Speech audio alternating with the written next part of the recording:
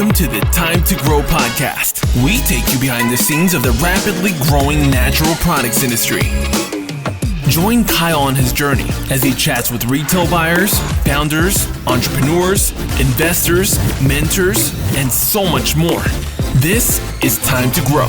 And here's your host, Kyle Marsham. UNFI is in the building. I couldn't be more excited to be ending the season with these two incredible guests. They are both instrumental in shaping the natural products industry. For those of you that don't know, UNFI is the largest natural products distributor in North America. In Canada, they distribute more than 10,000 products to Canadian grocers nationally. The supply chain challenges, the understanding the value chain, all the nuances that go into getting a product from one location to another is daunting, to say the least, right? So it's incredible what you guys do day in and day out. Sitting beside me are two of the very best in the industry, Stacey Kravitz, the president of UNFI Canada, and Melinda Zoccoli, the vice president of marketing and supplier services. Welcome. Hi, Kyle. Hi, Kyle. Thanks for having us. Before we really dive into all of the questions, I kind of wanted to get your opinion on or summarization of how 2023 has been in our industry. Stacey, if you want to go first, just a high-level summary of 2023, because it's been a wild one. Yeah, it has been a wild one for sure. It's interesting. Hate to bring it up again, COVID, but it feels as though, at least from a UNFI perspective and then from an industry perspective, I'll say, it was a really formative year because as you kind of ended 2022, you started to see, the supply chain challenges morph into economic challenges. And as you entered into 2023, you kind of started to see that inflation move in a difficult direction, particularly for the natural sector, because we'd seen such high growth over the years, and then to all of a sudden see, kind of some stagnation and moving off to more, I'd say mainstream brands. It got harder and harder for companies to stay afloat. So it was a difficult start to 2023. And while the challenges, we're still facing them, as we kind of end 2023, I would say we've been resilient as an industry. We've managed to pull off some great trade shows, great industry events, giving back, and really participating where we needed to in the year. So I look at the year with mixed feelings, but I think we're headed in the right direction, as we enter into 2024. Yeah, no, I couldn't agree more. It's definitely, the word is resilience, for sure. Absolutely. How would you summarize it, Melinda? I think Stacey did a fabulous job, but, being on the supplier side, what we saw a lot of is difference or change in strategy. So, those were looking at their business and saying, hey, I might need to rethink how I promote, how I fund my business because the velocity wasn't there. And so that was, for us, a bit eye-opening because it was, that happened pretty much in January. Mm-hmm. And you're thinking that everything is going the way it had the last couple of years. And so what we did is just really try to partner with our suppliers to say, okay, we understand where you're coming from and how do we help you get more ROI for your investment. And so I would say a lot of 2023 has been how do we help, and partner with brands on strategy with the inflation impacting the industry as it did. And how can we make sure that more brands are thriving? Yeah, I think that was really clear in the recent vendor summit you guys had, right? For those that are listening in November, UNFI hosts a vendor summit to really kind of bring everyone together and reground everybody that you guys do business with. And I think that was one thing that came out of it for me was you guys are there to support, right? And it's like, have these conversations, let's figure out a way to win together. Right, which I thought was awesome, and I'm going to dive into a few observations I had during that, which, as a result of everything you guys have been doing since August 2020, and you taking on this new role, it's pretty incredible and impressive from what I've seen over the years in the transition UNFI has had. But before we get there, I kind of want to dive into more of your career, Stacey. You spent 20 years at Kraft Heinz. What did you learn during those, years that you've transitioned over to UNFI, and that really set you up for success with what you've done at UNFI? You know, I always say my career is a constant learning journey, and I love to learn and I love to grow and expand. But I've spent most of my career in sales, I would argue, well, you know, from a very young age to now, this role was a real pivot for me. The role as president and kind of running the Canadian division. Kraft really set me up as a tier one company, you know, to spend, and I have a lot of history with Kraft. My mom worked for Kraft for 26 years. It was a very important part of my life, that company.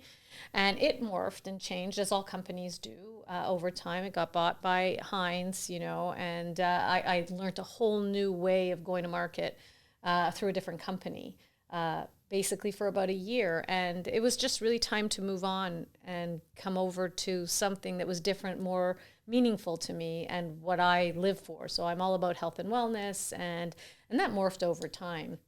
And but what Kraft gave me was, you know, that really tier one CPG, really, you know, close to the customer, close to the brand, how to build a brand, how to take something national, you know, learn about the Canadian economy. I call it my MBA, quite frankly, in business, for a lack of a better word. And so I think it really set me up well to take on a smaller mid-sized company in Canada, largest in the industry. However, from a size perspective, probably mid-sized. Distribution's not a huge industry within Canada, just based on geography, the size of the manufacturers here in Canada, and just, you know, who we can service. When, you know, 5 customers represent 85% of the food business, you know, there's only so much distribution that can happen. Yep.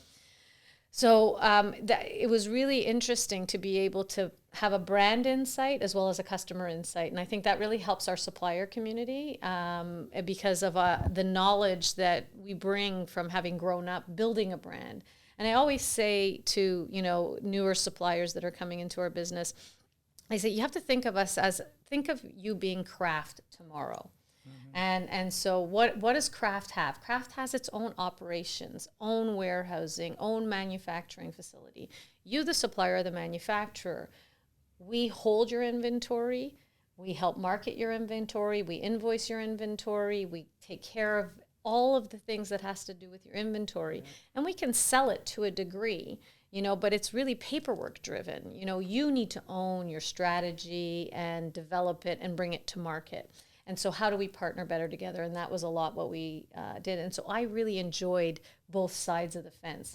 So the fact that I'm not manufacturing, which is just not for everybody who comes from CPG, by the way, because if you've been in manufacturing for a long period of time, you're very into brand building, building strategy around your brand. My strategy building is a little bit different, and it's a little bit more tactical in nature, quite frankly, and much higher level, not deep dive. And I love that. I thrive in that environment. I got to learn all about operations, which was not my strong suit.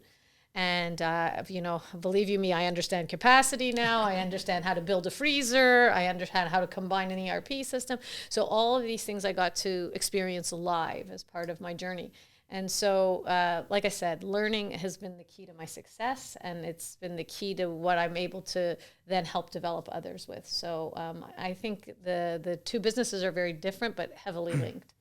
What do you think was the biggest difference coming from a tier one company, and then, you know, you're working with a lot of small brands, right? And they go to market very differently, or they have a very different understanding of what it takes to succeed in this industry. But I'm curious, what were some of those differences? Because we experience on the broker side, you know, some of the questions they ask, how they not lack, but don't understand that financial stewardship that you have to analyze and go to market with.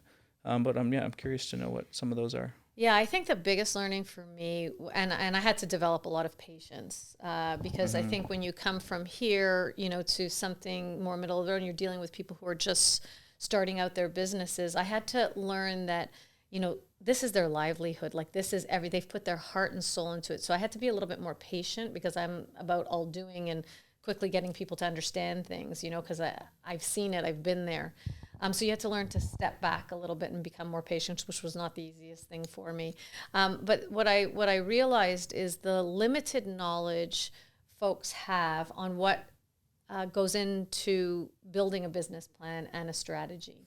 I was not surprised by it, but it's like there's something there, because I think a lot of the manufacturers we deal with, I would say they're starting off in their kitchens, they're, you know, in their garages, they're maybe co-manufacturing, they're living in the back of their car, you know, and they're now like, oh, Loblaws wants to list me, or Sobeys wants to list me. And I'm like, yeah, you got to walk before you run. And, you know, so tempering their expectations, understanding the costs associated with it. And quite frankly, when I joined UNFI was not in a great place. And so we were, you know, kind of revamping and, you know, rebuilding. And that was about 7.5 years ago. And so, you know, as we were a new leadership team, we were trying to get our feet straight to be able to explain to vendors where, you know, and how to market their product. So I think that would have been the biggest difference, is really kind of being a part of a business that I didn't quite own, but supporting it, you know. So that was a huge change for me personally. Melinda, what are some of the things you've experienced working with, you know, different brands and you've been with UNFI since 2006. Yes. Right? Yes. So you've experienced a lot. You've gone through all of the changes, but I'm curious, what are some of those brand specific challenges that, you know, like you said, right, it's a lot of, you know, ask for help, you need to educate them. I'm curious, what are some of those that you've experienced? Yeah, I would say, you know, I've been in this business and at UNFI 17 years. So I often summarize, you know, my resume as growing up in distribution. I've really grown up there. And so at the very beginning, it was all about partnership. That was just my mentality. It was just like, okay, how do I partner with this person to make sure that they're successful? And as, you know, the years went on and I moved on to managing different customers, you start to have a more realistic expectation of what's really required on their end to truly partner and be successful. So, you know, back then it was just about, okay, what's your price? Okay, who do you want to be with and how can I sell it? And I would say that, you know, that expectation and what we can deliver to brands today is very different, which is, you know, the changeover. I was in sales for 14 years, very similar to Stacey in that, you know, sales driven. And then now I've moved on to the supplier side, which is, you know, highly concentrated on marketing and helping the brands along. So I think, you know, just similar to what Stacey said, they're just starting out. They don't have a full grasp of their P&L in some cases. Yeah. They don't understand the impact or materiality of when costs change for them. How does that translate? How's that going to impact their business in future? Yeah. How to deal with a customer. You know, they're tough. Like some of them can be truly, truly tough. Yeah. And sometimes, you know, walk before you run is a good summary. Some you don't want to be right away. You want to build out your brand awareness. You want to ensure that you have that consumer pull on shelf, and to be able to do that or make sure that you have your 4 Ps or 5 Ps now, I think it is, right. You want to make sure that you have all your ducks in a row before you go to that larger retailer and then the larger retailer. So I would say that there's a lot of the basics, foundational work that we're trying to help brands, because we pride ourselves in being able to help both the smaller brand and the large CPG brands, right? Like we have a wide variety of supplier partners. So it's really about us knowing the approach that's needed for the brand that we're dealing with, and then being agile in the service we provide. Yeah, I think the best word to summarize it is patience. Right? Absolutely. Yes. For sure. Why do you think it's so difficult to succeed in Canada? Right, in 2022, 2023, a lot of brands that have exited or shut down. Why do you think it's so difficult? There's a number of reasons. And it's funny, I'm often explaining this to the U.S. because I report into the U.S. as a division of the U.S., of North America, I should say. And a couple of reasons. One is when you think about Canada, we're 33 million consumers. which we are the size. So we have the geography that we have. We're 33 million, heavily populated at, kind of in all the major metropolitan areas. Yeah. So geography is a big one. 5 customers representing 85% of food sales. Now I'm going to say there are other sectors that are just as difficult to do business in. I'm going to focus my comments really around the food sector. Yeah.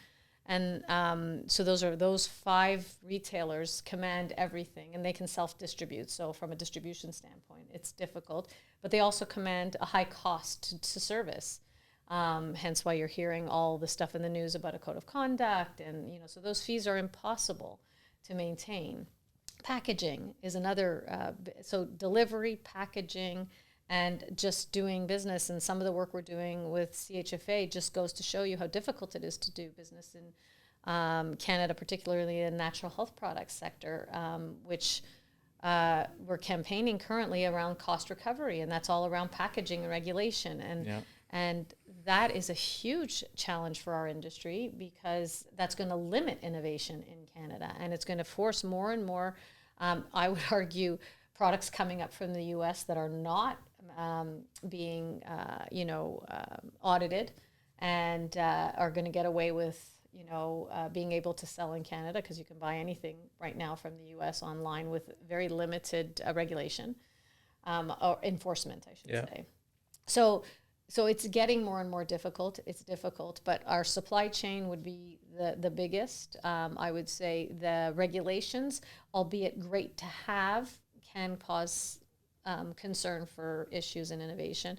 And, packaging, again, let alone regulations, but to have bilingual packaging for a limited run, it's very hard to test in our market. Yeah. And one of the things that UNFI US is very good at is the independent space. And because it's a large part of the business.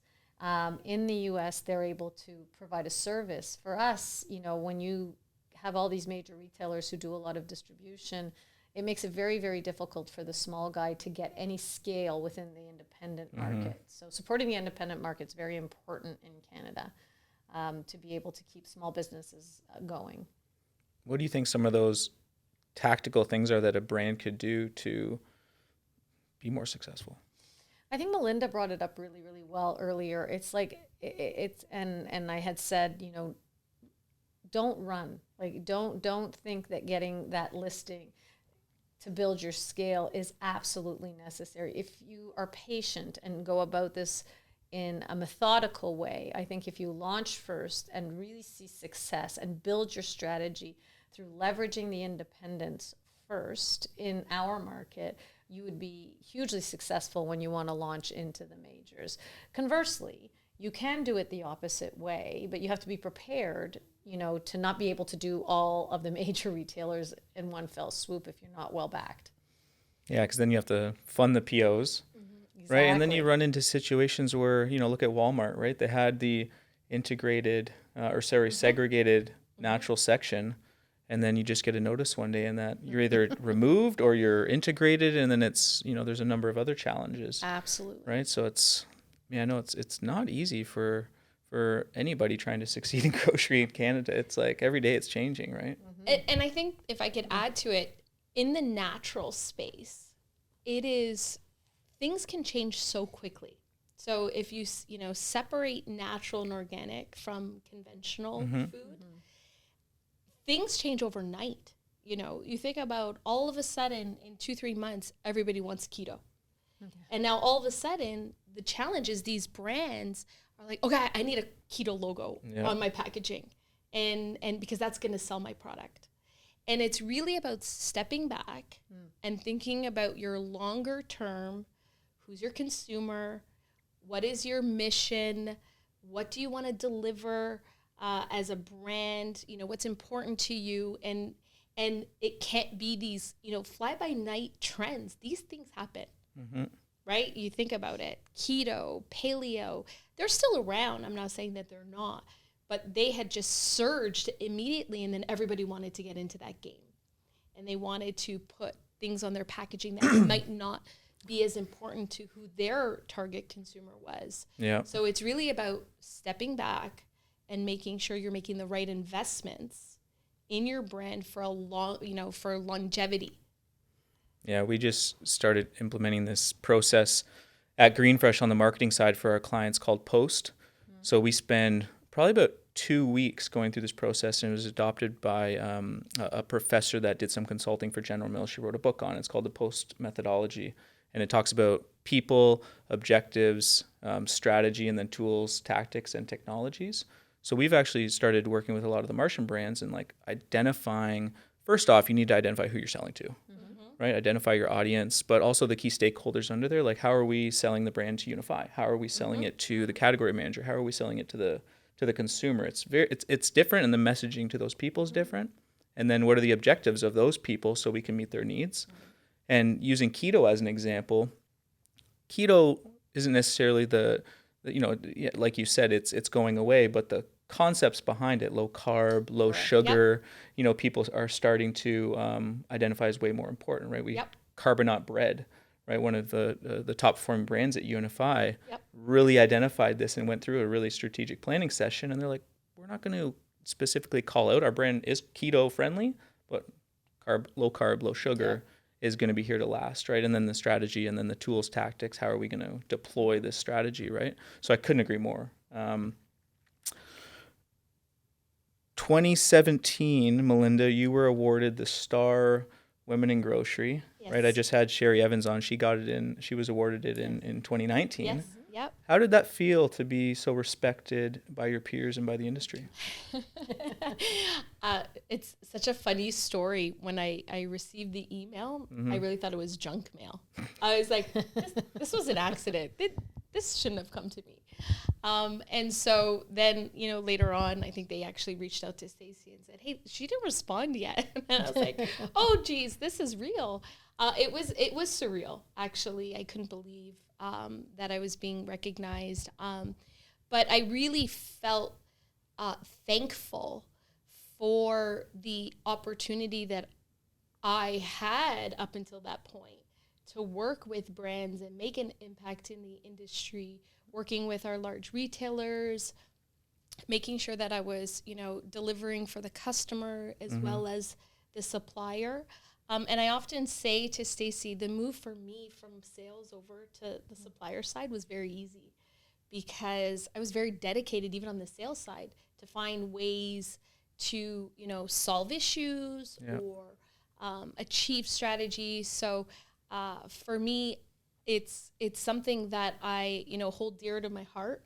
And I love to be able to help others, go on that path to do something that's going to make an impact for this industry and try and recognize those around me. There's a lot of peers that we work with, on the broker side, on the brand side, even other distributors who are doing really great things for the industry. And I think it's really important that we all recognize the hard work to keep this industry going. Yeah, no, it's definitely a massive accomplishment. So congrats. I know it was a few years ago, but congrats. We have 5 Star Women Award winners at Oh, really? UNFI. What are the 5? Well, there's me. And, when did you get awarded? I'll date myself if I tell you. It was the inaugural year in 2012. Okay. And Allie won in 2016, Allie Davies. And then we had this year Lynn Morgan, who's our Senior Director of HR at UNFI. And I think in 2019 it was Tanya Fraser, who manages our Sobeys and I knew Tanya did. Metro. Yes. They got to update their Google game over at that thing. Yours didn't pop up when I searched it. I feel like Srini, our research was off. No, I thought I'd share with the broad audience. Yeah, no, that's got a fantastic. lot of great award winners working. Well, in and UNFI. that leads into the next kind of topic is 2018, 2019, and just a little bit before, UNFI wasn't in the best position in the market. Right, August 2020, you're awarded you're promoted to president, and then you've gone through this massive restructuring, right? And I think just last month in November, it was finally displayed on what has been accomplished, right? And the leadership team you've put in place and the confidence you have in your team. And one thing that I observed was your confidence in that team, right? You stood up, did your speech, launched the summit, and then you let your team take over, right? They're very accomplished, and they're very skilled in their areas of expertise. But what went into that transition, that transformative time? Because I'm thinking August 2020, like COVID was a few months prior to that, and then you have this project on your hands, right? What was that like, and what really went into that? I always knew that I wanted to take leadership in UNFI. When I joined UNFI, that was, I made, it very known that I wanted to lead it at one point in time. And when Peter retired, who was our former president, he tapped me on the shoulder and said, okay, you're it. And so I had a lot of time to think through, prior to it, because I had a pretty long transition. I knew long before it was announced that that was what was going to be the next step. So I had time to think about how I was going to manage certain things, and he and I worked very closely together. North American wide, we went through a number of changes during that time. Not only did we have COVID, we have our new CEO in place. So there was a lot of other things going on in the business. We had been on a good trajectory up until 2020. Like, we had made a number of major changes with the former leadership team. Yeah. And it had gone really, really well. But we were at a pivotal point, I think, where it needed to be taken in a bit of a different direction. And I had learned a lot over those 5 years. Forget about but through the sales, comparing my previous role at Kraft to, what I had been doing, everything we've just talked about as far as the supplier and the customer. And, having been in the industry for a number of years, there's a lot of folks that I know and that I've worked with over time that I have a lot of respect for. And some of it was, luck, pure luck, that people were available at the right time, that I could bring together a team. So I have my head of finance is someone I worked with for many years at Kraft. I trusted him implicitly. And so bringing him over when our finance lead left, pretty much around the same time as I was getting promoted, he was kind of the backbone of bringing in. I knew he would help me in that area. And as I was starting to build it with him, I already had some folks in the organization like Melinda, who I tapped early on, that I knew that she would be very successful in many different roles within UNFI. And so, and I trusted her judgment, her foresight, her ability to work with others, her collaborative mindset and strategic mindset, quite frankly. So, I trusted her very much. So bringing her onto the leadership team throughout attrition was also a very good move. And, Ali joined me. Ali and I worked together. She worked for me. This is probably, the second time. We were peers at one point at Kraft. And she's got a lot of wide-ranged experience and great customer relationships, and that have been formed over the years. And I go back to 2010 when I was helping get the Network for Executive Women, which is now Up Next in Toronto, up and going, as one of the founding members here in Toronto. We had Shelley Broader. I don't know if you remember. She was running Walmart Canada at the time. Back in 2010, she came and spoke to a room of 400, more or less women, at this Network for Executive Women meeting. And she said something that has stuck with me. She said, someone always asks the question as, how did I get where I am today, and how are you so successful in your job? And she says, I always tell those people, I'm a coordinator of experts. I don't really do anything. I, make sure I bring on the right people at the right time. And I coordinate, I make decisions, I help, people along. And that's truly, I think what I live by as a leader is that I trust in my team to come up with the right ideas. I may not always agree, but I like to take consensus and figure out, where we're going and get all the points of view. But I will always help us move forward with wherever we decide to go. And I can only do that with people I trust. And so, I have learned to trust people over time. And, a bit of luck and bringing them all together in one room, I couldn't be prouder. And we made so much progress, particularly in the last year, in, forging new relationships in the industry, but also, fixing our business, our business model and how we go to market. And I think you saw that in November, which makes me super proud. Did you get any pushback with change on the early days? No, I think I think if you go at it the right way, that you're always going to be successful. You need to have, as a leader, I believe you need to be open to listening to other points of view. When I brought Ali on to lead the sales organization, I had a particular view on how that sales organization should be structured. And that was the 7 years I'd been here, and having lived through COVID and really understanding where we needed to go. And as I said to Ali, and she's sitting here today, she'd say the same thing. She'd say, I don't get into anybody's business. I let them run their businesses, as you said. But I said, this is the one thing, I'm going to have my hands on and be involved in. And she brought it to life. Like, I give her all the credit for bringing it to life. And I just kind of played oversight and explained where I wanted the strategy to go. And she's now living and breathing that strategy, having executed. And that's probably the most difficult transition, the one we did with the sales organization last year.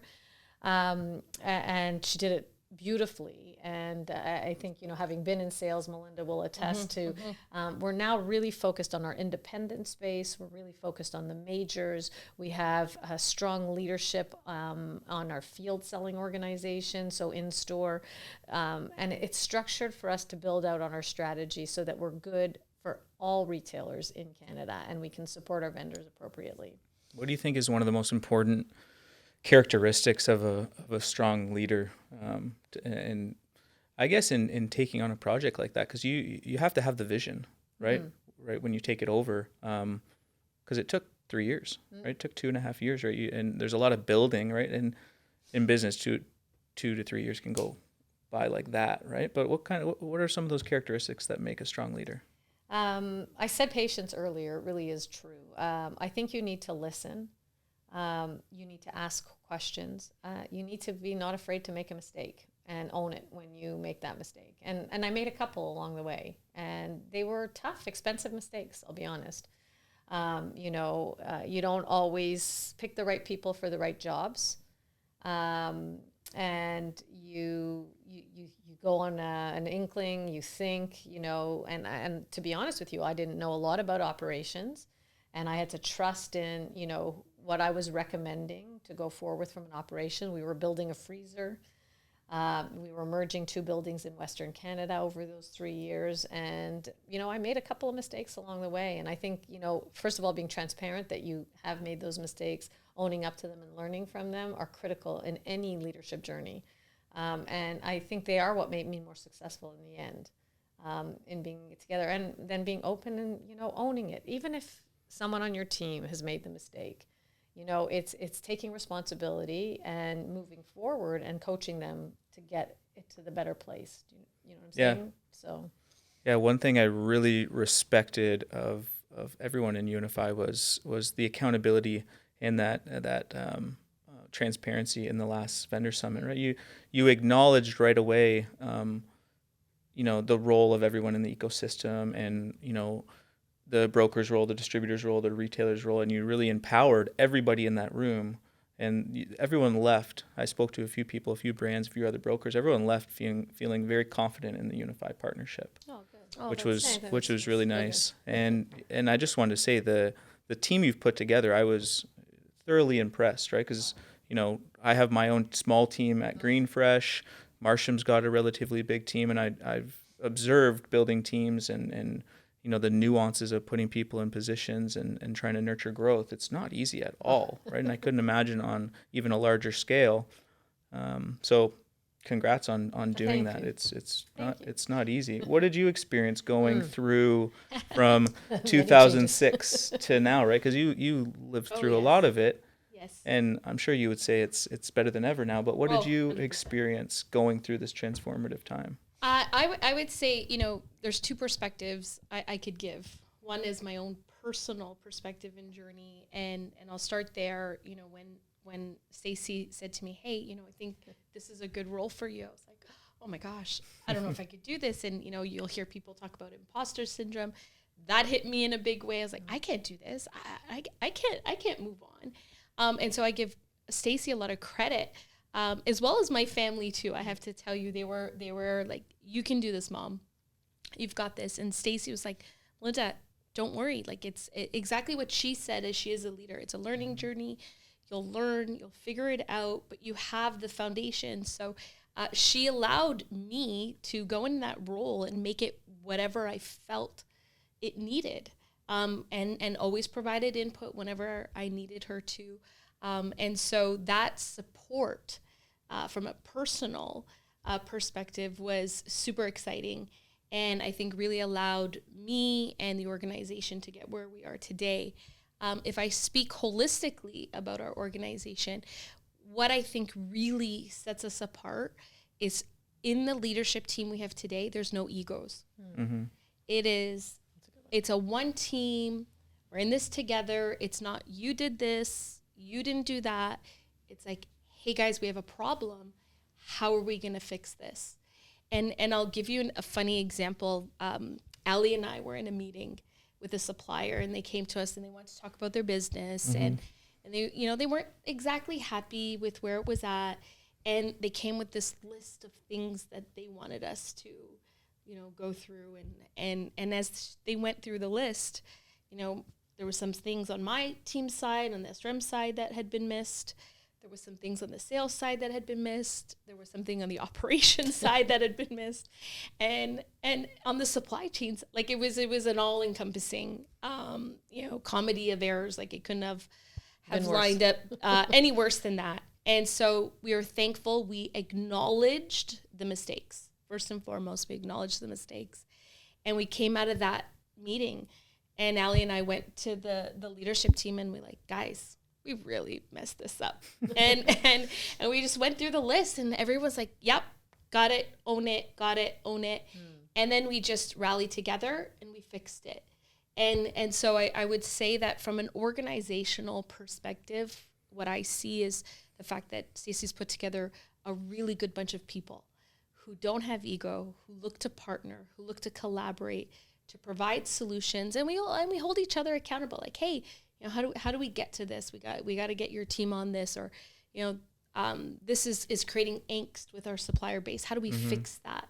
And the majority resides in your department. So it's that approach that I love. It makes it exciting to go to work every day. So hopefully that gives you some perspective.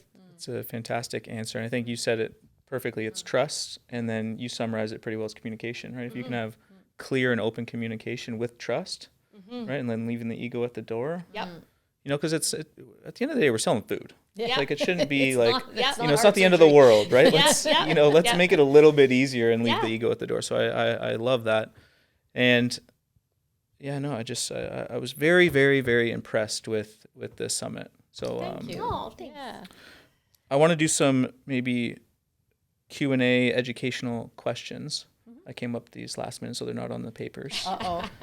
But We're really I doing don't well think with a lot of your questions are on the paper, actually. variations of Yeah. them. I word them a little bit differently. You surprised us. You a guys little, surprised so- me. Little variables, so I threw you guys a few. You Okay. did. You did a No, good but job. you guys are providing so much value, so I really appreciate it. Stacey, what advice would you give someone who wants to be a president of a company one day, right? Because your mom worked at Kraft, right? Yeah, she did. Yeah. Did you always want to be in food? Before we answer the other question, that was what I wanted.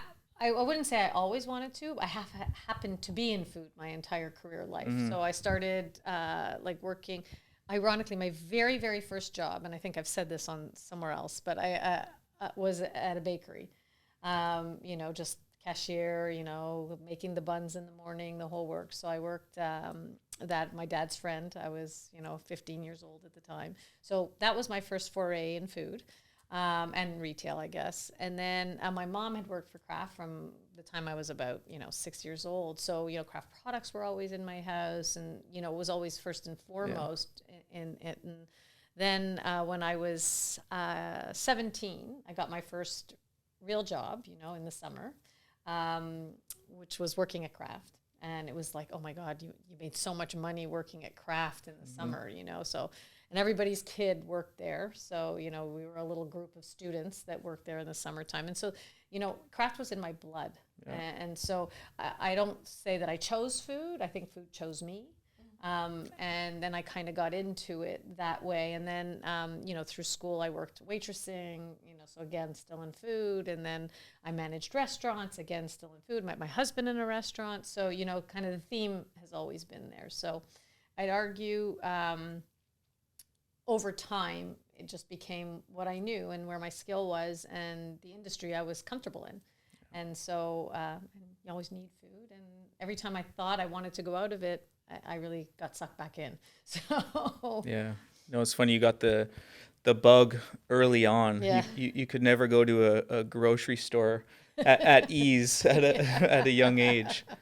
But the president question, Yeah. or climbing the corporate ladder, and I wanted to rephrase it and maybe look at a woman wanting to climb and take on something of that magnitude. Yeah, I think at a very young age, I always wanted to lead. I don't know that I did, that I actually was leading anything in particular. It's not like I led a team of something or anything like that when I was younger, but I knew I wanted to lead. So I think knowing that, and I always had ambition in my heart. Like I wanted to grow and I wanted to be something. I didn't know what, and I took time to figure that out. When I discovered sales, I really enjoyed being out with the customer, traveling, and the tactical nature of sales. Like I love, things that are kind of in a box and I'm able to kind of follow suit with it. And I love the negotiation, not the difficult negotiations, but, a good, and I've had a lot of great experiences negotiating. Even when they've been tough, they've been good and strong. So I really enjoy that side of it. And I think I developed confidence in my own abilities, was I able to think about kind of the next level. I can't say that was my entire career. There was a time when I thought I was more ambitious than what I was worth, so to speak. So when you get a little cocky about how you're doing, and then, you need to be put back in your place. So I've had a few of those ups and downs within my career. But once I started to really accept feedback, embrace feedback actually from people I trusted and gain mentorship, I was able to really chart my path on where I wanted to go. So I knew I wanted to lead, maybe not necessarily a large tier 1 company. So I'm really where I want to be. I would never tell you that I wouldn't want to, but where I am today, I'm very comfortable. But it takes me time. And so what I always encourage people to do, and it was funny, I just had a mentoring session with somebody I'm mentoring externally who's kind of at this crossroads. And I told them to sit back and really determine, if you have the time and energy, to determine where it is and what you want to do. I think that's really, really important. I've fallen into a lot of my positions. And so if you have the opportunity to really think through what you want to do, I think you're going to be that much happier. There's a really, really great book that I read recently, and my team knows this really well. And it's called, not recently, a few years ago. It's called Magic by Tracy Mallett. And it's all about engagement, associate engagement. And Magic stands for 5 things. And you need to find them in yourself to be engaged in what you're doing. And then you need to find them within the company that you're working for, even if it's for yourself. Do you believe in their mission? Do you have, so that's M for in the Magic. A is autonomy. Do you have the autonomy to do what it is that you want to do and that what you're good at? Do you have opportunity for growth? Do you see your impact on an organization? And do you have connectivity with the people you work with? And if you don't have one of those 5 things, you're likely not engaged in what you do. And so you can't be an engaged leader.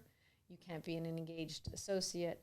And I took that book so much to heart, because 50% of engagement is on you, the person who's working, and the person who's leading. And so if you're not engaged, how are you leading your people? So, so the net of it is find what your true passion is. Understand what you are passionate about so that you can lead effectively. And I think I learned those things along the way as I took on the leadership position. But you have to always be willing to explore your leadership, I think. Yeah, no, I'm going to read that book. Oh, you'll love it. I've been diving into a lot of self-improvement books lately, so that's right up my alley right now. I'm trying to close off the year with reading a few. I got a stack beside my bed, but I don't think I'll get through them by the. But we got 2 weeks left, week and a half. But I read a recent interview you did with Plant-Based Foods of Canada with Leslie, and you highlighted the difficulty of maybe navigating the industry as in a male-dominated industry. Was that? Can you kind of pick that apart a little bit early on? Because I was interested in the topic, and you're an inspiration for a lot of people, and also a lot of women in the industry. So that's why I would like you to bring it up. It's funny. I was talking in the same mentoring session. I was talking about that this morning. I realized much later on how it felt to be a woman around a male-dominated table. I'll be honest. I didn't realize it while it was going on, and call that naivety or whatever. But I didn't realize it, so I continued to charge on and do what I wanted to do, which could have been good and could have been bad at the same time.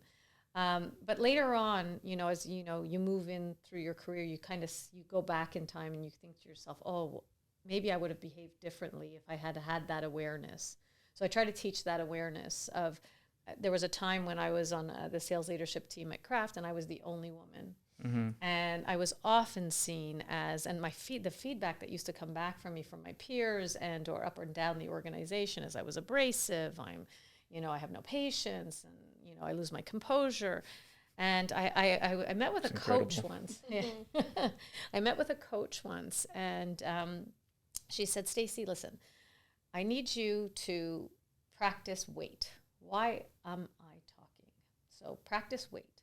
What I want you to do for 1 month is she asked me, how do you feel when you lose your composure? And I said, it's like these butterflies in my stomach. I get so frustrated, so much so I want to cry almost, And she says, okay, so the next time you decide that you feel that way, rather than say something, hold your tongue and just write down exactly how you're feeling and why you're feeling that way, instead of saying something. So I did it for a month, and I discovered 2 things about myself.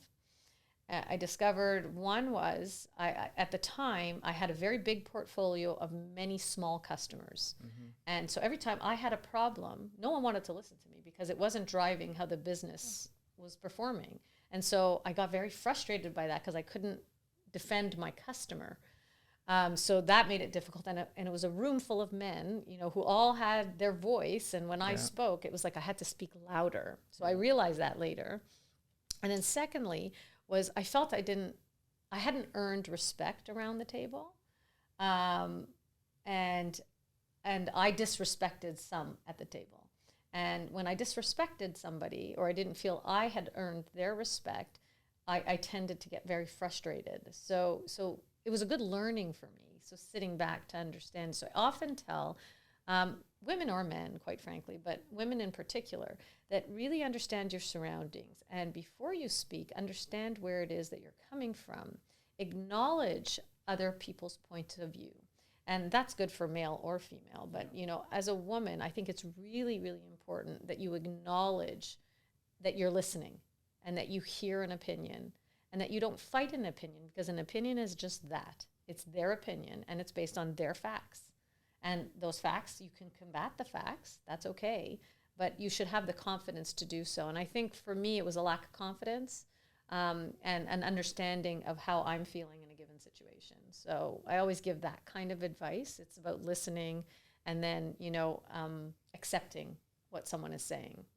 Yeah, one thing that the podcast has taught me is how difficult it is to actually listen and wait for people to express, their thoughts or whatever, right? So I've really had to, and my wife, says it to me all the time, like, let me finish speaking, or, let me get my thoughts out or whatever, because I'm already thinking of my answer before she's done. Yeah. And one thing that podcasting has really taught me is to wait and collect your thoughts before speaking. But going to your point about, in a boardroom with, a male-dominated boardroom or whatever, I recently read the 33 Laws of Power by Robert Greene.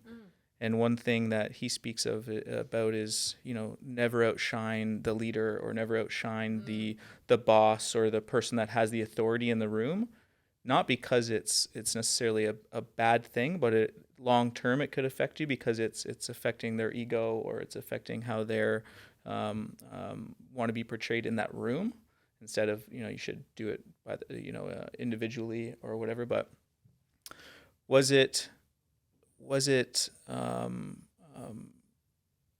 not that it was difficult to navigate, but was it, you said you didn't really notice it, but was it the people in the room, were they your bosses? Did they have Peers. senior or peers? Pierce, my boss, I was very, very fortunate. For 10 years, I worked for the same man, and he was wonderful. And he's my mentor still today, and actually a good friend. And he helped me a lot. He'll tell you that I was his best student, but he was always very forthcoming with great feedback. Always, difficult to take, but so I was very fortunate with my boss. But the fact of the matter is he was a male, and he was around a group of males that he also had a ton of respect for because they were his team. So it was a very difficult dynamic for me personally, because I respected him very, very much. However, the environment for me was difficult, and and believe you me, he was a big proponent of promoting women and making sure they had a seat at the table and a voice at the table. But it's really hard when you have a bunch of stallions sitting around the table, inclusive of myself, to try and compete for time and for him to manage that. And we were all really strong-willed and a great team, so I didn't feel uncomfortable in the team. It was just, I struggled with the feedback I was getting and how that differed from, others, so I think that was where I started to notice it. And I noticed it really much later. I didn't notice it in the moment. And I think hence why I reacted sometimes the way I did. Yeah. If I could build on that, when I started at UNFI, I was the only female in sales as a key count, surrounded by a bunch of males who were a lot older than me. So it was younger than everyone, and they had their set way of how things were done, and how they tried to teach me that was the right way. Yeah. And so and you're not changing it. You're not changing it. And Kyle, you know me now. I'm like, when I see something, I want to tell you. Yeah. And so there is like two things for sure. And being a mom of 3 girls, right? I always try to instill certain things in them. And one is, I love the weight. I'm pretty sure Stacey gave me that feedback too. I had that too, where I would jump on something before I actually thought about it. So, wait, listen, fully draft what you want to say in your mind before it comes out. But really it's about resilience, right? And it's about that time. If I gave up and I said, oh, I can't do this. Like, I'm at a table with men and this is never going to change. I wouldn't be where I am today. Yeah. So it's really about driving for that change and being resilient that you're going to be part of the change. And so I'd like to think that, staying where I was, providing the feedback that I did and how we could potentially get better. But it's about also balancing that, right? You're not going to go at the table and tell everybody what they need to do, because that's not the right thing to do either. But really building that confidence and resilience in this, whether it's this business or another business. Yeah. For females, I think it's really important that we get more females to the table, and often we'll be at events and we'll look at the list of past award winners, and 95% of those award winners are males.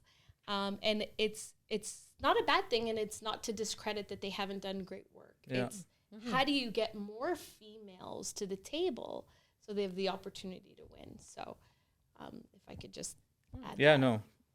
And I don't think it really matters if it's male or female. And you guys have brought it up so many times. It's trust, accountability, communication, collaboration, leaving the ego at the door. Maybe some of the men back in the day, some of the older men had some big egos and they didn't want to leave it at the door, right? Who knows?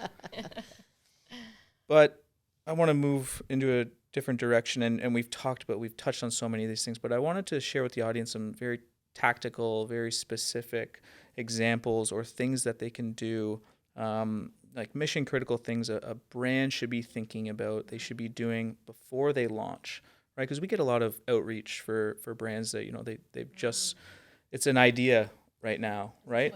And they're missing some of the fundamental things, like at the very least, go out and do some market research, right? Figure out what it's going to take to get on shelf. Look at, if you can't hit that price point, at least average, or at least just a little bit higher with your certifications, you got to do some math and figure it out, because you're not going to be able to win, right? But I want to hear from you, what are some of those 2, 3 very specific tactical things a brand should and must be thinking about before they bring a product to you or bring a product to a broker? Yeah, that is, it's something that we are trying to address very often when we first engage with a brand, and understanding whether or not, we're going to take them on and represent them. And I would say the first thing is really to know, and again, I don't want to misuse this, but it's that 4 Ps, right? And what's the price point you want to hit? Where do you want to be in the store? Where do you want your product placed? Because we'll often get brands come to us and say, I just want to be anywhere in the store. Just get me listed. And we're like, that's not necessarily the right way to approach it. The category manager will just be like, okay, back of the list, back of the line. Exactly. And so you have to really button those down, because if you don't know it, we're not going to be able to sell it. And the category manager on the other side of the desk is not going to buy it. So it's really like, get that right. And part of getting that right is to understand if you need a distributor in the mix to start. And it's so critical that you know that, because once you set a price, it's very difficult to deviate from that price, particularly in the Canadian market. So if you need a distributor and you know where you want to be, what customers you want to be in, you really have to actually play out your route to market with all of those customers, because it's easy to say, I can go direct here, but I'm going to need you there. Well, there's our margin. There's going to be a cost difference. Consumers are not going to accept, a 20% cost difference from one retailer to another, which is going to put the other retailer at a disadvantage having to use a distributor. So you really got to play out the route to market and understand how that's going to impact your cost structure. It's also really, really important that you know the cost of doing business in Canada, right? Because brands will think, hey, I've got my P&L figured out, I've got some money in the bank, but they don't really realize until we start engaging in a conversation, there's a program that you have to pay for. There's retailer programs that cost money that they just come, reclamation. If you are discontinued, there's markdown fees, all of that together, and understanding how that plays into your costing model is really, really important. So we're really trying to have more meaningful and engaged conversations up front. And that'll give you an understanding if a brand really has everything buttoned down. And capital. You need capital. You need working capital. And I think that's where we're trying to be a little bit more stringent in understanding if a brand has working capital, because when you get listed, there's listing fees, there's promotions to make sure that it gets pulled off shelf, and all of that needs to be funded by the brand. So these are some of just the, I would say, key fundamentals that we're really trying to get at the very beginning of our relationship. I look at it really simplistically. If you want to run a business, you need a business plan. And you need to own that business plan as an entrepreneur. And there's some that are really good at it, and you don't have to have gone to business school to do this, right? Like, it's just a matter of putting together. I've seen lots of brands be very successful at how they've approached it. And the number one thing is they know when to ask for help. They know when to hire a broker. They know when to hire a distributor, because the broker's advising them, how to partner. They're hiring, third-party marketing companies to, help them build up what they need. I think the one piece of advice I would give them is have somebody in it with you. If you are the manufacturer, if you've built and you made a recipe that you're going to expand, make sure you have a team around you to support you to build that. Like, don't go it alone. You know what I mean? And so figure that out, because the distributor, the broker, sales team combined with this sales team and warehousing is just the back end of your business. We can only not do the so front much. end. Yeah, exactly. We're not the front end of your business. So Would you say that the mission critical is understanding the cost to serve, the cost of doing business in Canada, understanding that financial model would be number one, and that kind of is a staple for understanding if that brand should even be talking with UNFI? Yeah, and then I would say close second is your route to market. Yeah. Is understanding, excuse me, how you're going to get to each of the retailers. Do you think there's a gap in the market for kind of the educational side of things?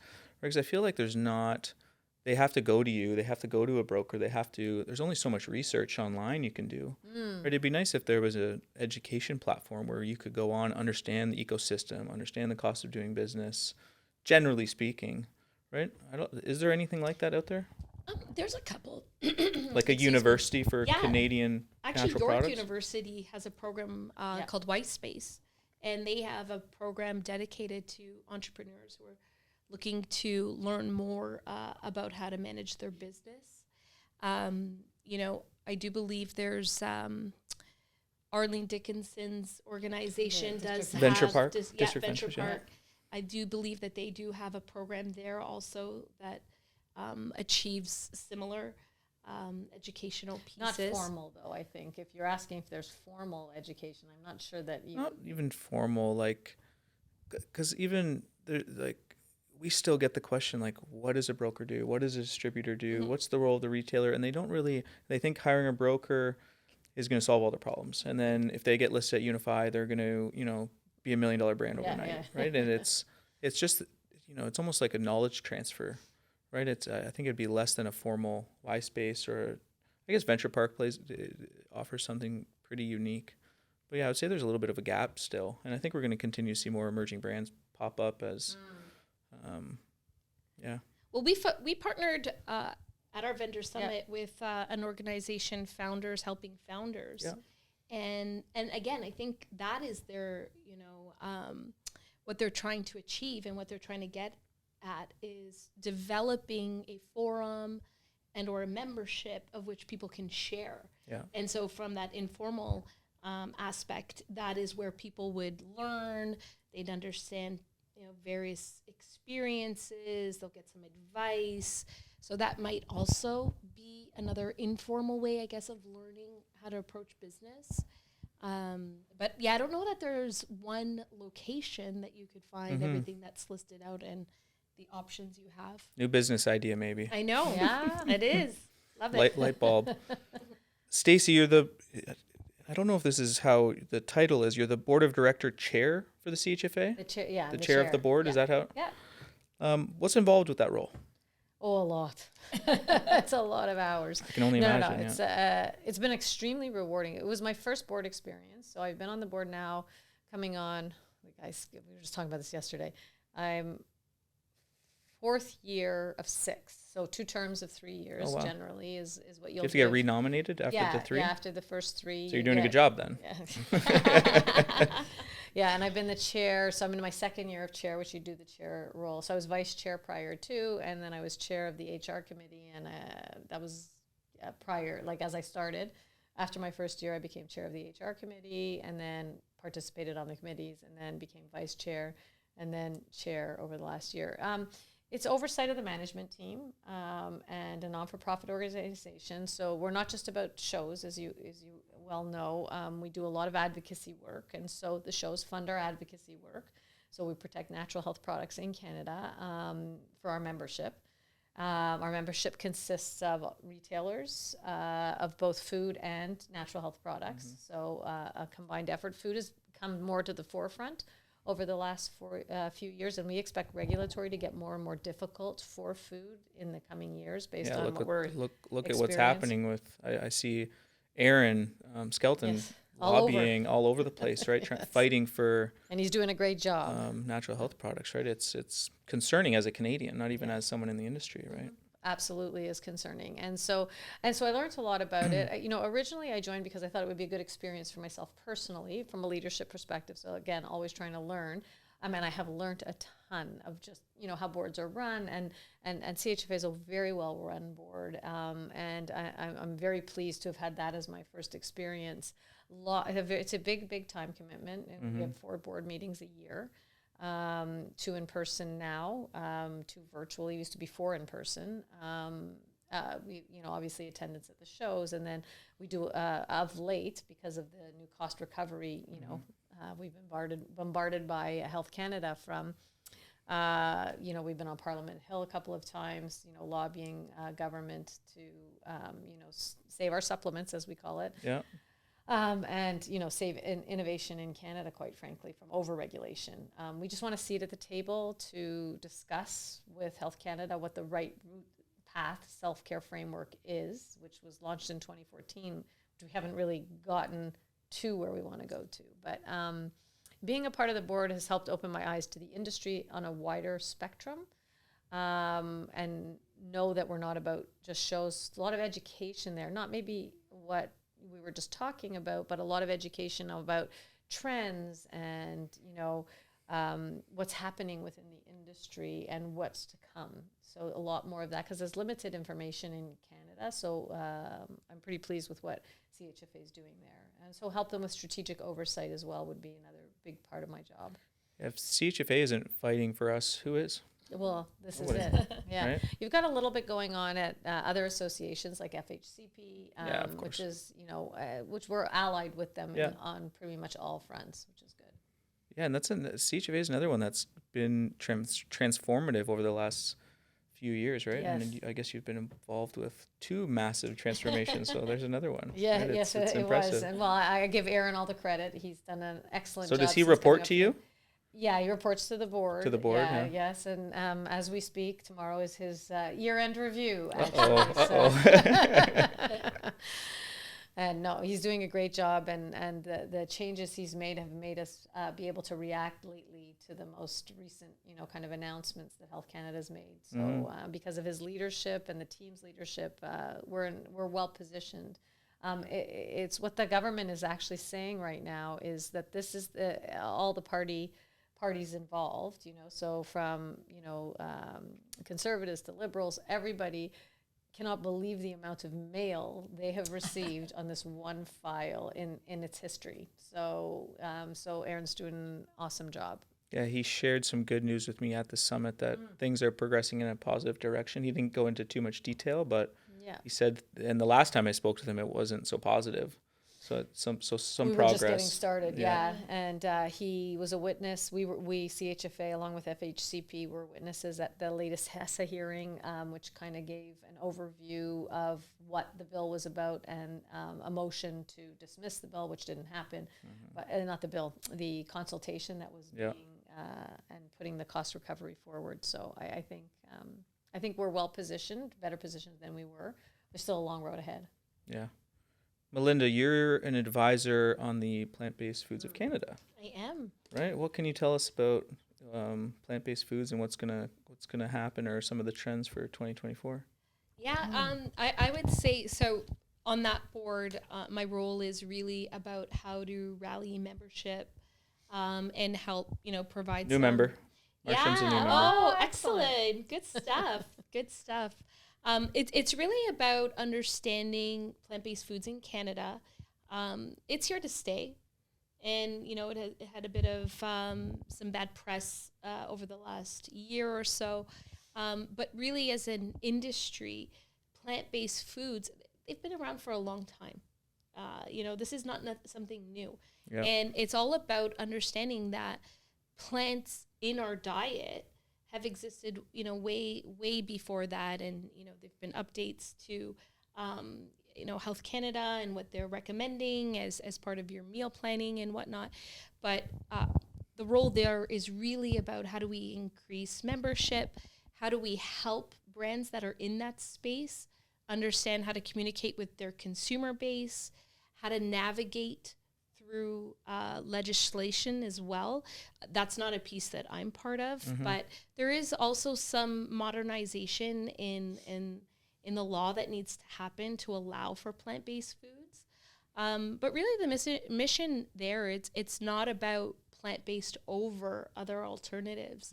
It's about how do you incorporate more plant-based in your diet, and how do you allow for these companies that are in this space to continue to thrive and speak to and understand their consumer and how to navigate. It's ever changing. And I often explain to that board that I see plant-based being, or being on the same kind of trajectory as gluten-free. When gluten-free first came in a big way in Canada, that's probably, I'm going to say about 15 years ago, I remember. And it was like, oh, this big fad, gluten-free, and everybody wanted gluten-free. And gluten-free at that time might not have been as healthy for you. It was definitely lacking gluten, but it had a whole bunch of other things that maybe you didn't want. And so, there's been a change in that. And I think plant-based is going through a similar change. But it's very exciting. And there's a forum coming up in February, of which members, looking forward to seeing you there. Yeah, for sure. Can go to. In fact, I am emceeing that event. Ooh. And you did a good job emceeing the summit. Thank you. I swear there's like 2 more questions left, but it's sparking more questions that I have. You've been in the natural products industry at UNFI since 2006. You've seen so many trends. Right, and when you said gluten-free, like right away, I'm just like, this is where I wanted to answer and jump in. Yeah. But it reminded me of a story Lori Bygrave told us, who was one of the first employees at Marsham when they were selling kombucha. Right, where buyers used to spit it out. Yeah. Right, and then I'm sure you have so many stories where like, what the heck is this? What are you talking about? Are you guys making up words? Yes. Right? A brand that you are very familiar with. I remember when we first, even myself, when I first saw kombucha and there was something floating in it, and I was like, what the heck is that? This cannot be for real. You don't want me to drink Good that. luck. And $5.99 or whatever. And it's a Scooby, what's it called? It's so funny. But I would say, trends come and go. We talked a little bit about that earlier, about keto and paleo, and some stay along for a longer period of time. Kombucha is still a very strong beverage. Billion-dollar category, right? Absolutely. And some of these mature brands are still growing. So it is not gone as a trend. And I think that what you're seeing is, though, evolutions, right? So if you think about 100%, when kombucha first came out, it was refrigerated. And then all of a sudden there was shelf-stable kombucha and there was canned kombucha. And so it's about the evolution, and the trend also changes. And so it's now about, value-added beverages, I think is still something that's a trend. It's just changed. Now we have pre and probiotics that we're seeing show up in beverages and sodas. And it's really about how do entrepreneurs are coming up with different ways to offer healthier options. And so we've seen that happen in snacking, When do you think it's too many certifications, right? Because some I don't want to be negative, but some brands might take it overboard, right? They have like 15 certifications or whatever. You think it could go overboard? I think it's overboard when folks are putting certifications on that are not relevant to that item regularly. It's like putting gluten-free on water. You know what I mean? Like that's totally. Where you're going past the line. Yeah. It's really about using your certifications where they make sense. Because a consumer is looking for an alternative to what's normally found in conventional. And go ahead. And I think just it's also your brand positioning. So what do you want to be known for? Yeah. So it's fine if you're kosher and you're this and you're that. It's fine. But if that's not what you want to be known for, but it is a certification, then put it somewhere. That's fine. But it shouldn't be the front pack. Like, what do you want to tell the consumer? Yeah, because they play a role, right? You guys had what's his name, Nick Gibson, go up and speak about Nielsen data and trends that they're seeing in data. And non-GMO is one of the most impactful certifications for purchasing decisions, right? And then gluten-free, I think, was 2, and then organic, right? So they play a role, and they're super important. Absolutely. Right? So last question, right? We kind of ask everybody this question. It's around advice, but What advice would you give your younger self if you were starting over in your career? And Stacey, you can go first. It would be to listen. It would be to listen more attentively, to pause, to really understand, what I'm feeling, what I want to do, and where I want to go. I have a tendency to want to action, and I want to always be able to practice waiting before it's that 24-hour rule. It's always better the next day, no matter what it is, no matter how angry you are in the moment, how upset you are in the moment, there's something better around the corner. So patience is a virtue. I think it's widely known that. So, sit back, relax, enjoy the road you're on, and deal with the bumps as they come and learn from them and move on. I think that would be what I would tell myself. Patience and listening. I love it. I would say have a little bit more ownership over your development. I am very lucky to be where I'm sitting today, and really lucky that I cross paths with people like Stacey, that I, was at the right place at the right time. But as I get older, I realize that you own your development and your career path. And that you actually have to invest time in that, to sit down and think about where do you want to be and how do you think you're going to get there. And so as much as engagement, there's partial responsibility on the organizations that you work for. A lot of that, like Stacey said, is on you. So it's, my advice would be own your development and career path, because it could have been different and I was lucky. And so that would be the advice I'd also give to others. And I think you've touched on it many times, continuous learning, right? Yeah, and that can lead to more development. I'm actually spending the entire day tomorrow. I've blocked off my calendar for 12 hours to plan out my whole year. I read a recent book called Buy Back Your Time, and Dan Martell, he talks about building out a preloaded year for success, like by day, by week, by month. Obviously, you can't plan everything. It's all high level, but if you have a goal that month, what can you do on Monday to achieve that goal at the end of the month? And then at the end of the year, where do you want to be? And he actually says to get, I have it right there, a full year calendar where I'm going to mark down, and then you have that visibility constantly and put it up here so I constantly have to see it. I love that. Continuous learning, owning your development, listening, patience, I think those are all very valuable I do things something and lots similar. of advice. It's not a planned out thing. I do this every year. I do a list of the year it is, so it's 2024 we're going into, 24 things that I'm going to do next year. And it's kind of like a list that you can or can't complete, but it's like your New Year's resolutions, but there are things like crazy things, like things you've been putting off doing and procrastinating, but you put it on this list and you look at it a few times a year, and then you end up accomplishing things that you would never have thought of accomplishing. So it may not be as organized as planning out the entire year, but every year I do the same thing. And then, July 1st, I kind of say, okay, we're going into the second half of the year. Where am I at?